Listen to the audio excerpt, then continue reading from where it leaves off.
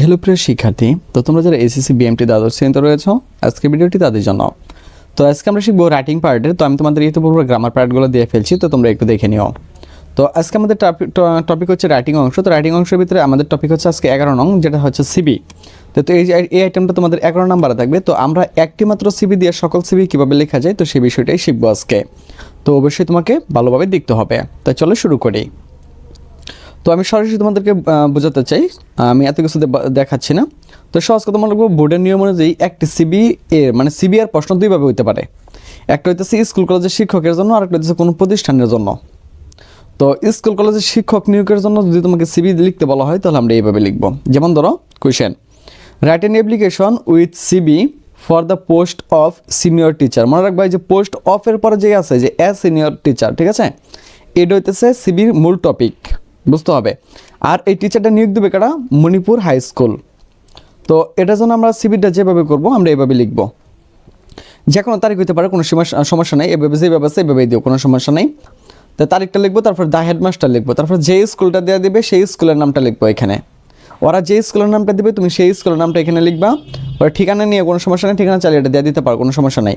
ওই তারপরে post of, এই যে পোস্ট অফ ইংলিশ টিচার আছে না, তারা যদি এখানে কোনো টিচারের কথা বলা হয়, যেমন ধরো এখানে বলছে পোস্ট অফ সিনিয়র টিচার, তো তুমি এখানে পোস্ট অফের পরে হয় যে অ্যাজ সিনিয়র টিচার যে কথাটা আছে, শুধু এনে লিখবা হইতেছে এই যে পোস্ট অফের পরে লিখবা অ্যাজ সিনিয়র টিচার। পরে সব ঠিক থাকবে, এখানে কোনো থাকবে না, এনে যেভাবে আছে এভাবেই থাকবে, এখানে কোনো পরিবর্তন করতে হবে না। শুধুমাত্র এই যে লাল কালিতে যে পরিবর্তন করে দিছি, এই যে অনুযায়ী তোমাকে লিখতে বলা হয়েছিল, আমি তো লিখছি কি পোস্ট অফ ইংলিশ টিচার, কিন্তু আমরা যদি এটা খেয়াল করি লেখা হয়েছিল post of a senior teacher. তো আমরা এখানে যদি লিখি পোস্ট অফ সিনিয়র টিচার, তো এখানে লিখবো পোস্ট অফ সিনিয়র টিচার। তো এখানে আর কিছু করতে হবে না। আর যদি তোমাকে এখানে নাম দেওয়া দেয়, মনে করো তোমার নাম এটা, তাহলে শুধুমাত্র এই যে এই জায়গাটা আছে না, এই জায়গার ভিতরে তুমি তোমার নামটা বসাই দেবো। এখানে যে নামটা দেবো এই নামটা এখানে বসাই দেবা। বসাই দেওয়ার পরে তুমি এখানে চলে আসবে কভার পেজে। তো এখানে আসার পর তোমাকে যেটা করতে হবে, এখানে তুমি লিখবে যে এটার বাক্স করে এভাবে লেখো, বক্স করে লেখো, একটু সুন্দর হবে। তার name, father name, mother name, present address, permanent address, mobile, date of birth, marital status, religion, nationality. তারপরে শুধু তুমি হইতেছে এই যে এই ঘরটা যেটা আছে এই ঘরটা করে দেবা, তাহলে কিন্তু তোমার সিবিটা হয়ে যাবে। আর এখান থেকে তুমি 10-তে 10 পাবা। তো আশা করি তোমরা বুঝতে পারছো। আবার অনেকের একটা প্রশ্ন আছে যে স্যার তারা তো সিবি আমাদেরকে এক পৃষ্ঠায় লিখতে বলে, তো এখন এই ক্ষেত্রে আমরা কী করবো? তো আমি তোমাদের জন্য একটু দেখিয়ে দিচ্ছি। যখন বলা হয় যে এক পৃষ্ঠায় লেখার জন্য, মনে রাখবো এক পৃষ্ঠা কোনটারে বলা হয়, আমি তোমাদেরকে একটু বুঝিয়ে দিই। মনে রাখবা যে এই পাতা আর এই পাতা, আমরা যখন পৃষ্ঠা উল্টাই তখন কিন্তু এই পৃষ্ঠা আর এই পৃষ্ঠা কিন্তু থাকে। তো তুমি এই পৃষ্ঠা থেকে তুমি লিখতে পারবে না, তাহলে কিন্তু তুমি পৃষ্ঠাটা উল্টায় যেতে পারতা না। তার মানে কি, তুমি এই পৃষ্ঠা থেকে শুরু করবা, এই পৃষ্ঠায় শেষ হইব। তো আশা করি এই বিষয়টা তোমরা বুঝতে পারছো।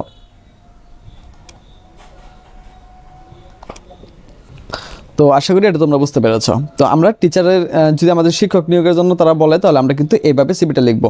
তো এখানে আমরা কোনো চেঞ্জ করবো না, শুধু এখানে স্কুলের যদি বলা হয় তাহলে স্কুলের নামটা এখানে লিখবো। আর ঠিকানা চেঞ্জ করার কোনো দরকার নাই। শুধু যে পোস্ট অফ যেটা আছে, পোস্ট অফের পরে দেখবো সিবির এনে দেওয়াই থাকবে পোস্ট অফের পরে যেটা থাকবে সিনিয়র টিচার। তো আমরা শুধু এনে সিনিয়র টিচার লিখবো। আবার এই পাশে এই জায়গায় তো সিনিয়র টিচার লিখবো। আর যদি কোনো নাম দেওয়া দেয়, তাহলে তুমি এই জায়গার ভিতরে শুধু নামটা বসাই দেবা, ঠিক আছে। পরে লিখবা, নিচে লিখবা সিবি লেখার পরে এভাবে একটু ঘর বানাবে। ঘর বানানোর পরে এখানে যেভাবে লেখা আছে শুধু ওই যে নামটা দিয়ে দেবো, শুধু এই নামটা এনে বসাইবা, শুধু ওই নামটা এখানে বসাইবা।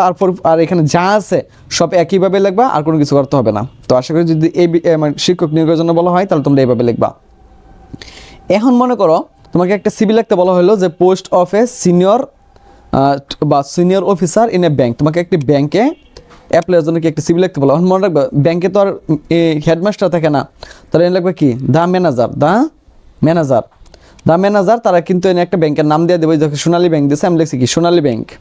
তারপর এরপরে কিন্তু আমি কোনো চেঞ্জ করছি না, শুধু পোস্ট অফের পর লিখছি কি সিনিয়র অফিসার, বুঝছো। মানে এনও লিখবো সিনিয়র অফিসার। পরে যদি তোমাকে কোনো নাম দেওয়া দেয়, তাহলে এই নামটা এখানে বসাইবা। বসানোর পরে এই নামটা এই জায়গাতেও বসাইবা। তো আমি এখানে ওই সবগুলো টাইপিংয়ের সময় একটু মজা করে সিদ্দিক লিখে ফেলছিলাম, বাপের নাম ছিল খতিব।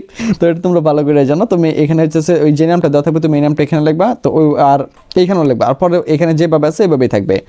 আর অনেক সময় করতে পারে যে তুমি মনে করো একটা হসপিটালে অ্যাপ্লাই করতে চাও, বা হসপিটালে একজন রিসেন্টশিপ হিসাবে, তখন পোস্ট অফের পর লেখাই থাকবে রিসেন্টশিপ, ঠিক আছে। ওইখানেও কিন্তু দামে নাজারি হবে, হসপিটাল নামটা দেওয়া থাকবে, এখানে লাগবে। যেমন আছে এমনি লাগবে, শুধু এখানে একটু চেঞ্জ করবা, এখানে একটু চেঞ্জ করবা, যে নামটা দেবো ওই নামটা এখানে বসাইবা, আর এখানে যা এই নামটা বসাই দেবা। আর বাকিগুলা এই একইভাবে থাকবে। তো আশা করি তোমরা এখন থেকে সিবি নিয়ে আর কোনো সমস্যায় পড়বা না, কারণ একটা সিবি দিয়ে কিন্তু তোমরা সবগুলো সিবি লিখতে পারবা। তো আশা করি বিষয়টি তোমাদেরকে বোঝাতে পেরেছি।